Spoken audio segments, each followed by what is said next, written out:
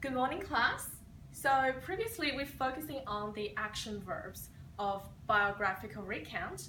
So today we're focusing on the passive voice. Okay, so what is active or passive voice? Just like you guys, sometimes you could be very active when you're in class, but you could be really passive when you're doing your homework. So just like you guys, like people, verbs can be active or passive. So look at the sentence. Jennifer held the bat, Mark sets up the shot. So in these sentences, these persons are doing something on their own initiatives. So they are acting on the object, the bat or the shot. However, in the passive voice, Len is troubled by his grade, Carl was captivated by the game. So in these sentences, the subject is acted on the object. So something is forcing them to do something. Okay. Now, when we're talking about passive voice, what is voice? Voice is the form a verb takes to show whether the subject of the verb performs the action or receives the action.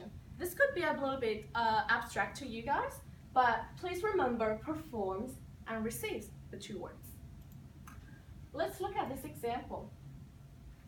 Okay, the fire destroyed the house. So here fire is the subject and destroyed is the verb. So when the subject of the verb performs the action, the verb is in the active voice. So the fire here performs the action of destroying. Okay, so this sentence, we can generate the sentence pattern of active voice. So the subject here is the fire, and the verb is destroyed. The house here, we call it direct object. The direct object is something that tells who or what receives the action. So this is the active voice structure. Subject, verb, and a direct object. Now let's take a look at this example. Mrs. Smith grows corn on her farm. Okay, so the verb here is grows. So subject, Mrs. Smith. Mrs. Smith grows what? She grows corn. So the corn here is the direct object which receives the action of growing. So the corn cannot grow it by itself.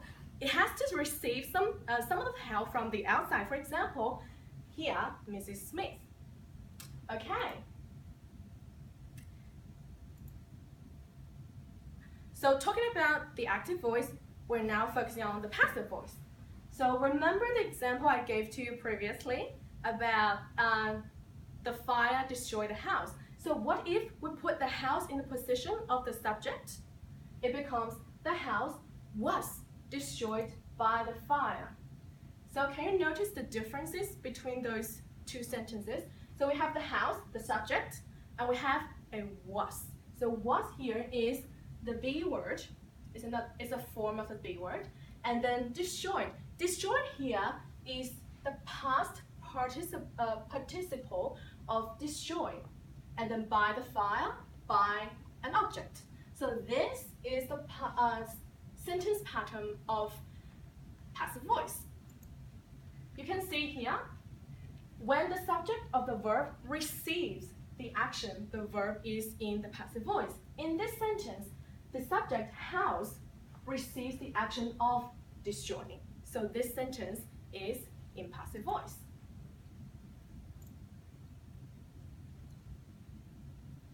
Okay. So bear this in mind, this structure. The peach was soaked by the rain.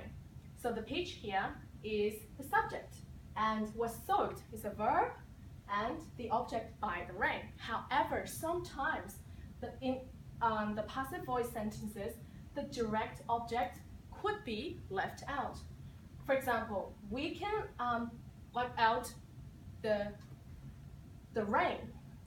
However, the peach was soaked is still a sentence with a full stop. Do you think, so why do you think the object might be left out in this example? Have a think about it. Bear this question in mind. Let's look at some of the sentences and compare. One has the direct object, one does not have. So the man was murdered by someone. The man was murdered. Okay, by someone could mean that I do not really know who did the murder, right? And it could be dramatic sometimes without it. And let's look at these sentences. Your car was damaged last night by my friend. And your car was damaged last night. So you can see by my friend is left out in the second sentence. What does it mean? It could be like you don't want other people to know it's your friend who destroyed the car, right? So for better to leave out the object if you don't want to be involved, right? Okay, now I'll give you a task. Please create your own passive sentence. Okay, you could create a passive sentence with or without a direct object. Okay, after this activity. So, some people would say, why do I use passive voice since I use active voice all the time in my daily life, either in both in speaking and writing, right? So think about it. Why do we use and when do we use passive voice? Okay, here are some examples. So firstly, you might want to emphasize the receiver of the action. For example, some remarkable fossils have been found in the area. In this sentence, the emphasis is on the fossils, right? So you might not know who, well, it's not important for you to know who found the fossils, and it's not really that necessary. And sometimes you don't even know who did that. So we have this sentence. Are the peaches being harvested on schedule? So we want to focus on the peach, okay, peaches. So we do not know who did the harvest. We do not know who's doing the harvesting. Okay. And there's another situation. You do not want to review the performer of the action. Remember the example I gave to you previously about your friend damaged someone's car? So you wipe out the part by someone, right? By your friend, which means you want to review something. Okay, for this example, vicious rumors have been spread about the politician. So in this case, you only want to, people to focus on the rumors instead of who spread out the rumor, right? Good. Okay. So overall, the passive voice is generally found in most formal kinds of texts, such as reports, recounts, which is we are doing right now, the biographical recount, right? And evaluations, and etc. So when you write your biographical recount, you can add some passive voice to make it more objective and indirect. Okay, here are some wishes for you. So please look out for the use of the passive voice in your sentences.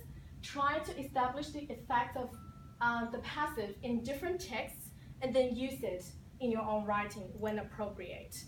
So after this, please open up your sheets I gave to you previously about the life of Julius Caesar. That is a recount, a biographical recount of Julius Caesar. And please use that sheet as a text and find out the passive voice in that recount and try to explain why the author used the passive voice instead of the active one. Okay, thank you. That's all.